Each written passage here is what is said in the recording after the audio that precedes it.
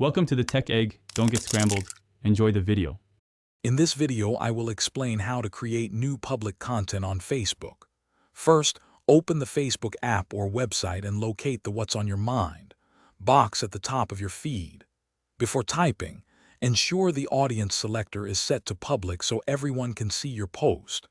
Then, decide what kind of content you wish to share, whether it's text, photos, or a video. Once you have selected your audience, begin typing your message into the text composer. To make your post more engaging, you can easily add photos or videos directly from your device's gallery. Additionally, consider enhancing your post by including your current feelings, an activity you are doing, or your present location for added context. To boost interaction, you can tag friends or other Facebook pages relevant to your content.